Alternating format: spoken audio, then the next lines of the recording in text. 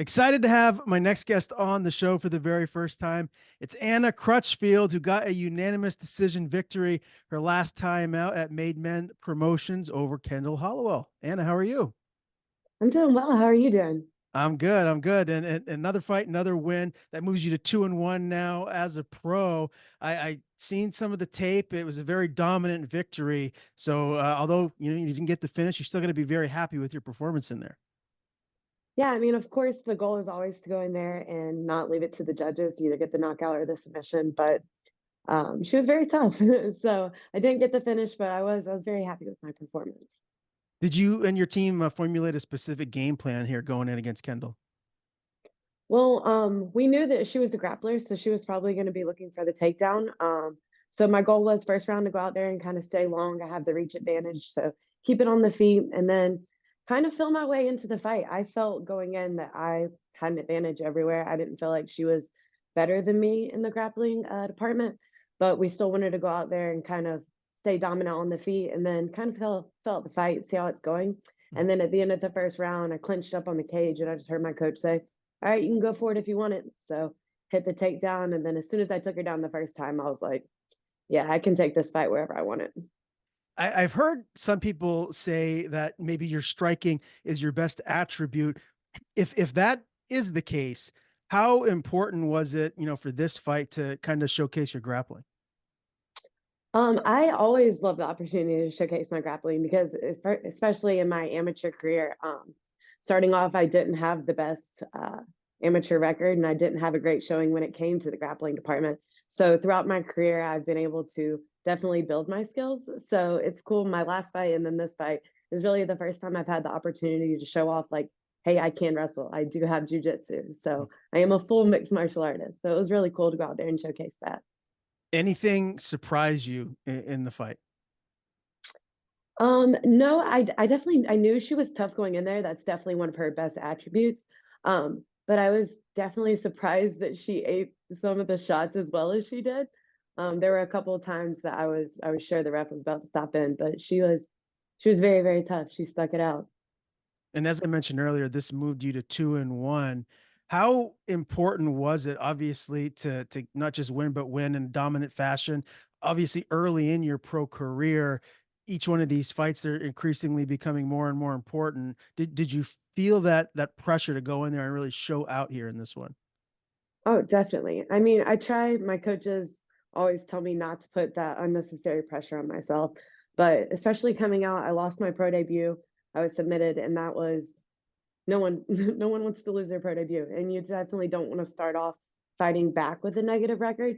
So that was a hard pill for me to swallow. It definitely motivated me a lot to go out there and show that I am like that's not me. That was not the best showcase of my skills.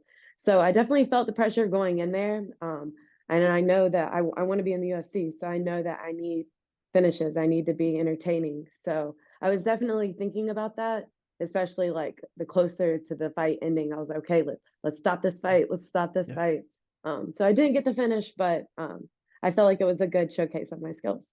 Yeah, no doubt. And you had a pretty extensive amateur career, right? So when you did make the decision to turn pro, then you lose your debut fight. How difficult was that mentally for you to stay positive, to get back after it and really just become an even better version of yourself here in your second and third pro fights? Oh, I mean, it was heartbreaking. I started training when I was 12 years old. So I started in boxing and then went to kickboxing. So I've been fighting my entire life and I've been dreaming about being a professional athlete my entire life. So that moment for me, it was in my hometown and it was a big moment. And gosh, it hurt so bad. It did. I think I retired 3 times that night. Like I had it rough. But the mental aspect of the game is real. So that was definitely a part that I had to adjust to and just be like, all right, well, it's a bump in the road. Like it's one loss. We can come back from this. And it's definitely motivation. Mhm. How did you celebrate this most recent win? What did you guys do post fight as far as food goes and just, the celebratory evening?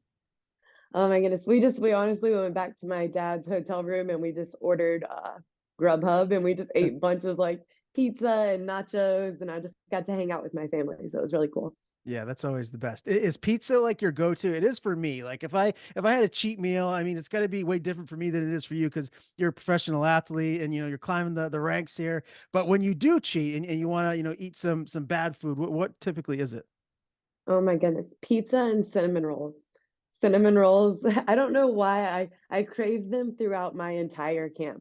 I literally had a dream about cinnamon rolls. So so pizza and cinnamon rolls are definitely my go-tos.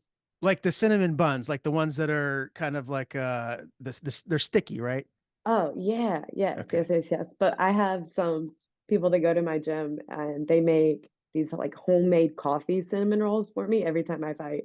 Mm. So when I finished, they had this huge pan of just homemade cinnamon rolls. Like the dough was made from scratch, the syrup, everything on it. It was amazing. Yeah, that's fantastic. And so it leads me into my next question here with just the weight class. You're very lean just naturally. Is it easy for you to make 115? Like, or do you have to watch what you eat to really stay in a certain weight range?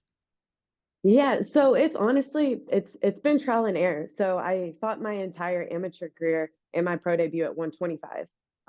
But I never really had to cut weight, like a serious weight cut. I mean, I would do a water load and I would kind of like put on the sauna suit and run a little bit the day before, but it was never hard to make weight. It was very easy to make 25. So when we decided to make the drop down to 115, my first camp, it was the last fight. I was kind of nervous about it, so I think I did a little bit too much. I was a little bit lighter than I wanted to be. Making the weight was super easy, but I went down so I could be the bigger fighter. And in that fight, I was still small. I still walked into the cage in like 120, 124, 125 ish. So I felt like that camp, I was like, okay, well, this was too easy to make weight. So this camp, I did it a little bit differently. We kept carbs a little bit longer, which was nice for me.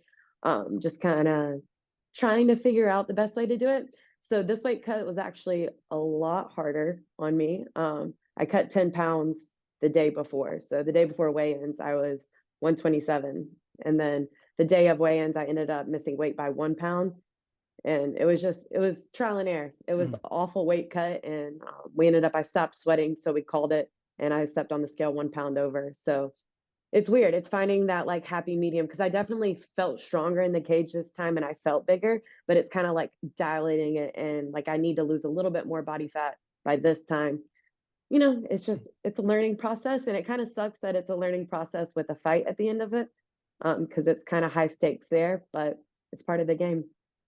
Do you feel like straw weight is the weight class that definitely makes the most sense for you once you continue to evolve and make it into the UFC one day? Yeah, 100%. That's where I would like to say. I mean, of course, if it's like a short notice fight or anything, I'll fight. If it makes sense, I'll fight up at 125. But I feel like 115 is definitely my weight class. Okay, yeah, fair enough. Take me back to when you first got into combat sports. You said that you started training at a young age. Was there something specific that drew you to the sport? Really, I didn't know anything about the sport. So I started off in boxing. There was like a small boxing gym that came to my hometown, and my brothers were doing it. And I was like, hey, I kind of want to try that out. So I went in there, and then after the first time they let me spar, I was hooked. I was like, yeah, this is what I need to do. So it kind of took off from there. And then I had a very extensive boxing career. And then I went into kickboxing. And then eventually that kind of just led to the road to MMA. It wasn't the smoothest transition from kickboxing and striking to MMA. But once I finally understood like the grappling and everything started to click, I was like, all right, this is what I was made to do. There's clearly, I think, as a whole, when you look, not just across the country, but across the world, there's not as many females in combat sports as there are men, right? There's just a lot more men training. Did you find it difficult initially to get female training partners? I got a close friend who's a pro in my area, and sometimes she has a tough time actually finding the right females to go hard with. Is that a challenge for you? Definitely. I mean, my growing up throughout most of my career, I was the only girl in the gym. And then where I'm at now, I'm lucky enough to have two or three females on the team with me. One's a little bit heavier, one's a little bit lighter. So I get different looks.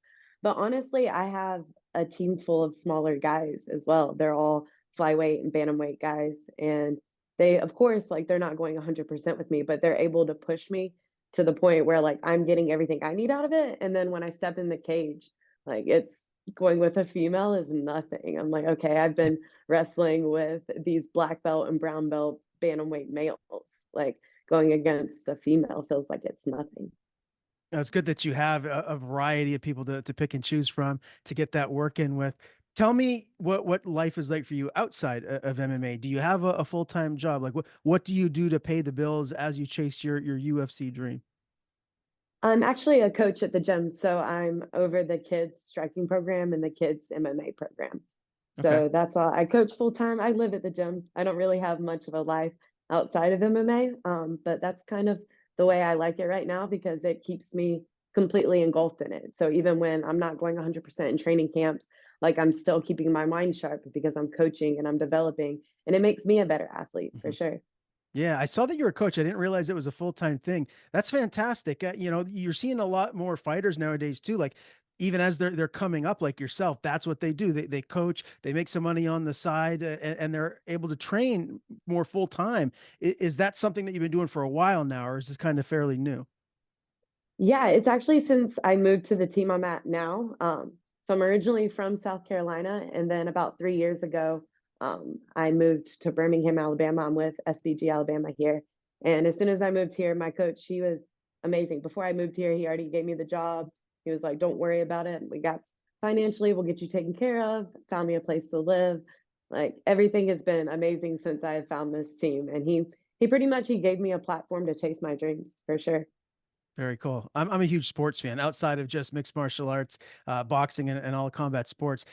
Football is huge down where you're at. Like, do you like Roll Tide. other sports outside of mixed martial arts?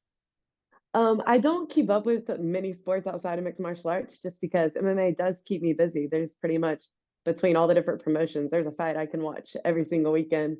So it keeps me busy there. But I have learned that we love Alabama here. Yeah. So saying Roll Tide is like how you say hello. Right. So of course I'm an Alabama fan, I guess by default now. Okay. But I can't say that I keep up with it too closely. All right, understood. When you look at the fighters that are in the UFC now, Anna, is there someone in particular that you could compare yourself to, your style, or maybe someone that you emulate that you look up to that you feel like you like to be similar to them one day down the line? When it comes to fighting styles, I like to think of myself as a Ilya Topuria, just because I think he has that crisp boxing. He's very much a pressure fighter. He's going to walk forward, and he's good everywhere. So I would like to think my style could be very similar to his. But yeah. Okay, I love it. Let me tell you a quick story here. So I went to a casino fairly recently for the Taporia Volt card with a friend of mine, and I placed not a lot of money, but just some bets, a little bit here and there. And I would have won like an obscene amount of money if Volk would have won. So I was like devastated when Taporia won. I didn't honestly see it coming. I thought it was still Volk's time. Did you anticipate that? Did you think that Taporia that he was going to upset Volk and beat him like that? I think I am, first of all, I'm a huge Volk fan. I 100% wanted Volk to win that fight just because I think he is an amazing person inside and outside of the cage.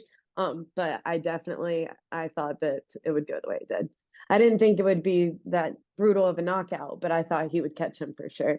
He's just so crisp and he throws in combination and he's perfect. I feel like he's the closest definition to a perfect fighter that you could look at. Wow. See, we should have done this interview pre that Volk Taporia fight. You could have given me some advice and I maybe could have helped me helped win you some more out. money, right? Let's talk about the future for you. 2-1 now as a pro. Where do you see yourself a year or two from now? How many fights do you think you're going to need to win here before you get that crack into the UFC? I would absolutely love it if I could be on this next season of the Contender Series.